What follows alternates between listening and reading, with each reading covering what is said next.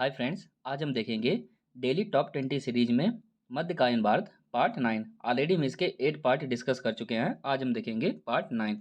तो देखिए, first question क्या कह रहा है, लोधी वंश की स्थापना किसने की थी। तो लोधी वंश की स्थापना किसने की थी? बहलोल लोधी ने। किसने की थी? बहलोल लोधी ने। क्लियर। और लोधी वंश का कार्यकाल कितना है? 1451 से 1526। तो कितना हो जाएगा जाके? 1451 से 1526। क्लियर। तो ये हो जाएगा जाके लोधी वंश का कार्यकाल। यहाँ पर आप ध्यान देंगे जाके, ये लोधी नहीं होता है, दी होता है। क्लियर। लोधी वंश। आगे हम बात करेंगे जाके, सेकंड क्वेश्चन की तरफ देखेंगे। 1451 में गाजी की उपाधि के साथ दिल्ली की गद्दी पर कौन बैठा था? तो देखिए, 1451 में गाजी की उपाधि के साथ दिल्ली की गद्दी पर कौन बैठा था? बहलोल लोधी। तो इसका ऑप्शन नंबर कौन सा हो जाएगा? इसका बी ऑप्शन सही हो जाएगा जाके। क्लियर।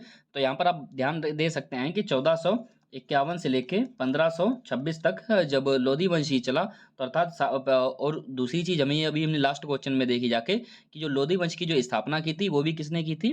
बहलोल लोधी ने। किसने की थी? बहलोल लोधी ने। तो आप देख सकते हैं ऊपर यहाँ पर जो 1451 है, अर्थात सबसे पहले जब उसने स्थापना की तो सबसे पहले वही गद्दी पर भी बैठा होगा। क्लियर। 1451 में अगर स्थापना हुई है तो सबसे पहले वही गद्दी पर बैठा होगा। तो कौन होगा जाके इसका ऑप्शन? बहलोल लोधी होगा जाके। और किस उपाधि के साथ में? गाजी की उपाधि के साथ में। आगे देखते हैं नेक्स्ट क्वेश्चन की तरफ। सिकंदर लोधी का वास्तविक नाम क्या था? तो देखिए, सिकंदर लोधी का वास्तविक नाम क्या था? निजाम खां। तो इसका ऑप्शन नंबर कौन सा हो जाएगा जाके? सी हो जाएगा। कौन सा हो जाएगा? सी। सिकंदर लोधी का वास्तविक नाम क्या था? निजाम खां। आगे देखते हैं। आगरा शहर की स्थापना किसने थी? तो आगरा शहर की स्थापना किसने की थी? सिकंदर लोधी ने। किसने की थी? सिकंदर लोधी ने। तो इसका ऑप्शन नंबर ए हो जाएगा सही। और कब की थी? 1504 में। कब की थी? 1504 में। तो ये पूछा जाता है कई बार एग्जाम में कि आगरा शहर की स्थापना किसने की थी? सिकंदर लोधी ने। कब की थी? 1504 में। आगे देखते हैं। सिकंदर लोधी ने आगरा शहर की स्थापना कब की थी? तो अभी हमने बताया 1504 में। तो इसका ऑप्शन नंबर बी हो जाएगा। आगे हम देखते हैं। सिकंदर लोधी ने भूमि की माप के लिए किस पैमाने का निर्माण करवाया था? तो देखिए, नॉर्मली जो हम लोग अभी भूमि को मापते हैं वो मीटर स्क्वायर या किलोमीटर स्क्वायर में मापते हैं या फीट स्क्वायर में मापते हैं। लेकिन सिकंदर लोधी ने जिस पैमाने का निर्माण करवाया था उसे हम क्या बोलते हैं? गजे सिकंदरी के नाम से जानते हैं। क्या कहते हैं? गज ए सिकंदरी। तो इसका ऑप्शन नंबर क्या हो जाएगा जाके? ऑप्शन नंबर ए, गज ए सिकंदरी। तो देखिए, यहाँ पर भी आप देख सकते हैं सिकंदर नाम आता है, हालांकि इन सभी में सिकंदरी ये वर्ड आ रहा है, लेकिन फिर भी आप गज में नापा जाता था, गज ए सिकंदरी नाम से इसको नाम दिया गया था। क्लियर। तो भूमि की माप के लिए किस पैमाने का निर्माण करवाया? गज ए सिकंदरी। नेक्स्ट क्वेश्चन देखिए, सिकंदर लोधी ने संस्कृत के आयुर्वेद ग्रंथ का फरहंगे सिकंदरी नाम से अनुवाद कराया था। एक संस्कृत का आयुर्वेद ग्रंथ था। क्या था? संस्कृत का आयुर्वेद ग्रंथ, जिसका उसने फरहंगे सिकंदरी नाम से अनुवाद करवाया था, अर्थात संस्कृत से उसको ट्रांसलेट करवाया था। आगे हम देखेंगे। दिल्ली सल्तनत के किस शासक ने नगरकोट के ज्वालामुखी मंदिर को ध्वस्त किया था? तो दिल्ली सल्तनत के किस शासक ने नगरकोट के ज्वालामुखी मंदिर को ध्वस्त किया था? सिकंदर लोधी ने। तो इसका ऑप्शन नंबर कौन सा हो जाएगा जाके? ऑप्शन नंबर ए हो जाएगा जाके। क्लियर। इसके बारे में कहा जाता है कि इसने नगरकोट के ज्वालामुखी मंदिर की मूर्ति को तोड़कर कसाईयों को मांस तौलने के लिए उसके टुकड़ों को दे दिया था। क्लियर। तो आगे हम देखते हैं। सिकंदर लोधी ने नगरकोट के ज्वालामुखी मंदिर को तोड़कर उसके टुकड़ों को कसाईयों को मांस तौलने के लिए दे दिया था। आगे देखते हैं। दिल्ली सल्तनत के किस शासक ने मुसलमान को ताजिया निकालने, मुसलमान यहाँ पर आप एक वर्ड यूज, मुसलमान को वीरों एवं संतों की मजार पर जाने पर प्रतिबंध लगाया था? तो दिल्ली सल्तनत के किस शासक ने मुसलमान को ताजिया निकालने, क्लियर, जो उनके धार्मिक जो त्यौहार रहते हैं ताजिया निकालने, मुस्लिम महिलाओं, यहाँ पर मुसलमान नहीं मुस्लिम महिलाएं होगी जाके। क्लियर। यहाँ पर आप लिखना चाहें तो महिलाएं। क्लियर। मुस्लिम महिलाओं को वीरों एवं संतों की मजार पर जाने पर प्रतिबंध लगा दिया था, अर्थात जो महिलाएं थीं वो वीरों और संतों की मजार पर नहीं जा सकती थी। क्लियर। तो किसने प्रतिबंध लगाया था? सिकंदर लोधी ने। इसका ऑप्शन नंबर कौन सा हो जाएगा जाके? Option number A. Next question देखते हैं। निम्नलिखित में से किस शासक का संबंध कुतुब मीनार से है? तो देखिए, निम्नलिखित में से किस शासक का संबंध कुतुब मीनार से है? तो देखिए, सबसे पहले हम ऑप्शन नंबर बी की अगर बात करें, कुतुब मीनार की शुरुआत इसी ने की थी। अपने गुरु की याद में, बख्तियार काकी की याद में कुतुबुद्दीन ऐबक ने कुतुब मीनार का निर्माण प्रारंभ करवाया था, किंतु इसकी मृत्यु हो जाती है। तो आगे चल के हुआ क्या जाके इल्तुतमिश ने क्या किया जाके, इसका निर्माण पूरा करवाया था, तो इसका भी संबंध हो गया जाके। अलाउद्दीन खिलजी ने आगे क्या किया जाके, इसको रिपेयर करवाया जाके, क्लियर। उसके बाद में सिकंदर लोदी ने क्या किया जाके, इस पर 2 मंजिला और बना दी जाके, क्लियर। तो इन सभी के संबंध की अगर हम बात करें जाके, तो इसके सभी ऑप्शन सही होंगे जाके, क्लियर। इन सभी का संबंध कुतुब मीनार से, अर्थात किसी ने बनवाया, किसी ने पूरा करवाया, तो किसी ने रिपेयर करवाया जाके, क्लियर। ऐबक ने शुरुआत की, इल्तुतमिश ने पूरा करवाया, खिलजी ने रिपेयर करवाया था, और सिकंदर लोदी की अगर बात करें जाके, इसने इसके ऊपर 2 मंजिला और बनवाई थी। आगे हम बात करेंगे जाके, दिल्ली सल्तनत के किस सुल्तान ने कहा था कि यदि मैं अपने एक गुलाम को पालकी में बैठा दूं तो मेरे आदेश पर सभी सरदार उसे अपने कंधों पर बैठा कर ले जाएंगे। अर्थात इसका आदेश देखिए कितना कठोरता है कहने वाली थी, और ये किसने कहा था, सिकंदर लोदी ने कहा था। किसने कहा था, सिकंदर लोदी ने, अर्थात इसका ऑप्शन नंबर डी सही हो जाएगा।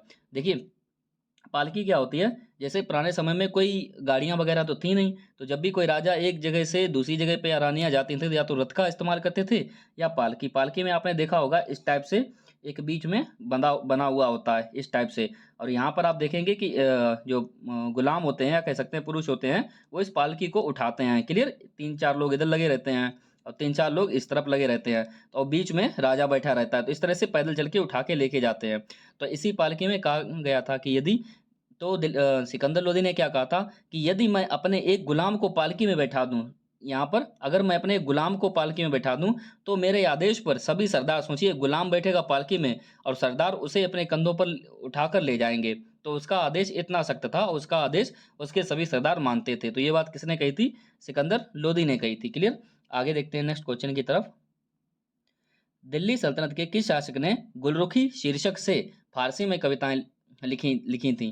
तो यहाँ पर हम बात करें आखिर किस शीर्षक से गुलरुखी, तो ये एग्जाम में पूछा जाता है कई बार, किस शीर्षक से, गुलरुखी शीर्षक से फारसी में कविताएं किसने लिखी थी, तो ये हो जाएगा, इसका ऑप्शन नंबर डी हो जाएगा, कौन, सिकंदर लोदी। अर्थात गुलरुखी शीर्षक से फारसी में कविताएं सिकंदर लोदी ने लिखी थी। आगे हम बात करें जाके, व्यक्तित्व को सुंदर बनाए रखने के लिए सिकंदर लोदी दाढ़ी नहीं रखता था। देखिए इस्लाम धर्म के नॉर्मल नियम के अनुसार क्या होता है कि आपको दाढ़ी रखनी पड़ती है, क्लियर। नॉर्मल क्या होता है, आपको दाढ़ी रखनी पड़ती है, लेकिन ये क्या करता था, अपने व्यक्तित्व को सुंदर बनाए रखने के लिए, अर्थात मैं अच्छा दिखूं, सुंदर दिखूं, इसलिए क्या करता था, दाढ़ी नहीं रखता था, अर्थात ये अपनी दाढ़ी को हटा देता था, क्लियर। तो कौन था ऐसा शासक, सिकंदर लोदी था, क्लियर। आगे देखते हैं नेक्स्ट क्वेश्चन की तरफ। दिल्ली सल्तनत के किस शासक की मृत्यु गले में बीमारी की वजह से हुई थी। तो दिल्ली के किस शासक की मृत्यु गले में बीमारी की वजह से हुई थी, सिकंदर लोदी। तो सिकंदर लोदी की मृत्यु गले में बीमारी की वजह से हुई थी। नेक्स्ट क्वेश्चन की बात करेंगे जाके, बाबर को भारत पर आक्रमण करने के लिए किसने आमंत्रित किया था। तो देखिए बाबर कौन था, बाबर आप जैसे कि जानते हैं कि आगे 1526 में जो पानीपत का पहला युद्ध होगा जाके, कब, 1526 में, क्लियर। तो बाबर ऐसे ही भारत नहीं आया था, इसको क्या किया गया था, आमंत्रण दिया गया था, क्लियर। आमंत्रित किया था, किसने आक्रमण करने के लिए आमंत्रित किया था, और किस पर आक्रमण करने के लिए, उस समय कौन था, सिकंदर लोदी था, कौन था, सॉरी इब्राहिम लोदी, कौन था, इब्राहिम लोदी। तो आगे हम देखेंगे जाके, सबसे पहले ये जानते हैं हम कि बाबर को भारत पर आक्रमण करने के लिए किसने आमंत्रित किया था। तो दौलत खां लोदी, ऑप्शन ए, और Alam Khan, clear, option B, option number C, Rana Sanga. इन तीनों ने ही आमंत्रण दिया था, किसको, बाबर को। इसका ऑप्शन नंबर कौन सा हो जाएगा, ऑप्शन नंबर डी सही हो जाएगा, क्लियर। तो देखिए सबसे पहले देखिए हमारी बात कहाँ पर चल रही थी, सिकंदर लोदी। सिकंदर लोदी की मृत्यु के पश्चात जब उसके गले में बीमारी की वजह से सिकंदर लोदी की मृत्यु हो जाती है, तब गद्दी पर कौन बैठता है, इब्राहिम लोदी। कौन बैठता है, इब्राहिम लोदी, क्लियर, जो कि गद्दी पर बैठता है। अब आगे होता क्या है जाके कि जब इब्राहिम लोदी गद्दी पर बैठता है तो कुछ लोगों को अच्छा नहीं लगता है। तो यहाँ पर देखिए पंजाब का शासक कौन था, दौलत खां लोदी, अर्थात ऑप्शन नंबर जो हमने ए में लिखा हुआ है, पंजाब का शासक दौलत खां लोदी। और उसके पश्चात हम बात करेंगे आके इब्राहिम लोदी के चाचा, इब्राहिम लोदी के चाचा कौन थे, आलम खां, जो कि ऑप्शन नंबर बी में है। और मेवाड़ के शासक कौन थे, राणा सांगा। इन तीनों ने मिलके योजना बनाई जाके कि इब्राहिम लोदी को हम गद्दी से हटा देंगे जाके, कैसे, क्योंकि खुद तो हरा नहीं सकते थे, तो इन्होंने क्या किया जाके, बाबर को आमंत्रण दिया जाके कि आप भारत में आइए। और इन्होंने क्या प्लान बनाया था कि इसको हम पहले बाबर को भारत में बुलाएंगे, इसके जरिए हम क्या करें जाके, इब्राहिम लोदी को हरा देंगे और बाद में हम तीनों मिलकर बाबर को हरा देंगे, यानी कि बाबर के जरिए पहले हम इब्राहिम लोदी को हटाएंगे, क्लियर। और जब बाबर जीत जाएगा तो हम तीनों मिलके बाबर को हटा देंगे जाके। बट आगे चल के ये कहानी थोड़ी उल्टी पड़ गई जाके। बाबर भारत में तो आया, आक्रमण भी किया, इब्राहिम लोदी को हटा दिया, लेकिन बाद में इन तीनों ने मिलके बाबर को नहीं हरा पाए। और उसके बाद क्या होता है कि भारत में 1526 में मुगल वंश की स्थापना होती है। क्लियर। तो आगे हम देखते हैं इसी से रिलेटेड क्वेश्चन नंबर देखिए 14 क्या कह रहा है। पानीपत का पहला युद्ध कब हुआ था? तो 21 अप्रैल 1526 को हुआ था। कब हुआ था? 21 अप्रैल 1526 को।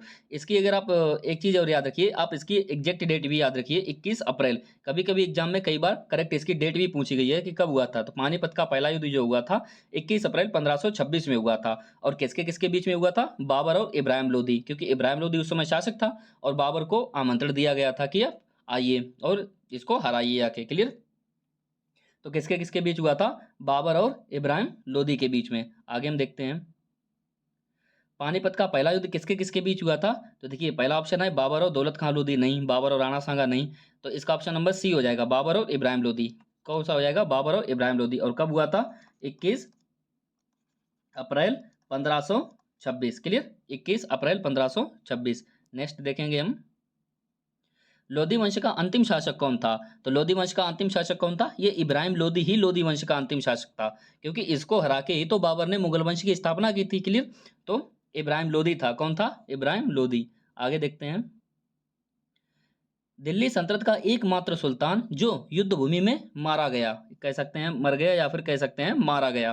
तो देखिए अभी तक हम बात करें जाके जितने भी हमने पीछे शासक पढ़े, कुतुबुद्दीन ऐबक रहा हो, इल्तुतमिश रहा हो, जितने भी तुगलक वंश के जितने भी शासक रहे, खिलजी वगैरह आए गए। क्लियर। तो इन सभी शासकों की अगर हम बात करें जाके सिकंदर लोधी कोई ना कोई किसी ना किसी बीमारी की वजह से घर पर ही मरता था इधर उधर। क्लियर। लेकिन दिल्ली सल्तनत का एकमात्र ऐसा सुल्तान था यही इब्राहिम लोधी, जो कि पानीपत के पहले युद्ध में युद्ध भूमि में मारा गया था। पानीपत के पहले युद्ध में, और वो भी युद्ध भूमि में मारा गया था। क्लियर। तो इसका ऑप्शन नंबर कौन सा आ जाएगा? ऑप्शन नंबर सी, जो कि एकमात्र सुल्तान था जो युद्ध भूमि में मारा गया। आगे देखते हैं सल्तनत काल में किस वंश के शासनकाल में अमीरों का महत्व अपने चरम पर था। तो सल्तनत काल में किस वंश के शासनकाल में अमीरों का महत्व अपने चरम पर था, अर्थात जो अमीरों की कह सकते हैं ज्यादा चलती थी उसके शासनकाल में। तो ये अंतिम लोधी वंश ही था। तो इसका ऑप्शन नंबर क्या हो जाएगा जाके? ऑप्शन नंबर बी, अर्थात इनके समय में अमीरों की बहुत ज्यादा चलती थी। अर्थात कह सकते हैं हालांकि सुल्तान सर्वश्रेष्ठ होता है, लेकिन फिर भी जब भी कोई सुल्तान बड़ा डिसीजन लेता था तो कहीं ना कहीं इनकी भी थोड़ी बहुत भूमिका रहती थी उनमें। क्लियर। आगे देखते हैं सल्तनत काल में मंत्रिपरिषद को किस नाम से जाना जाता था। तो सल्तनत काल में मंत्रिपरिषद को किस नाम से जाना जाता था? तो मजलिस ए खलवत। इसका ऑप्शन नंबर कौन सा हो जाएगा जाके? बी सही हो जाएगा। कौन सा हो जाएगा? बी, अर्थात मजलिस ए खलवत के नाम से जाना जाता था। आगे देखते हैं लास्ट क्वेश्चन की तरफ। यही क्या कहा गया है, सल्तनत काल में राजस्व विभाग का प्रमुख कौन होता था। तो सल्तनत काल में देखिए सल्तनत काल की जब बात की जा रही है ना, तो जितने भी अभी तक हमने शासक पढ़े हैं ना उन सभी की बात हो रही है। तो सल्तनत काल में राजस्व विभाग, राजस्व अर्थात जो यानी कि पैसों की देखरेख वगैरह, मतलब कि जो हिसाब किताब रखता था, कहाँ से कितना टैक्स आ रहा है, कहाँ जा रहा है, कितना पैसा कहाँ खर्च हो रहा है, आ रहा है, जा रहा है। तो ये जो पूरा विभाग बना हुआ था ना, राजस्व विभाग का प्रमुख कौन होता था? तो वजीर होता था। कौन होता था? वजीर। तो इसका ऑप्शन नंबर कौन सा हो जाएगा जाके? ए, सल्तनत काल में राजस्व विभाग का प्रमुख कौन होता था? वजीर। क्लियर। तो फ्रेंड्स आज के लिए इतना ही, मिलते हैं नेक्स्ट लेक्चर में।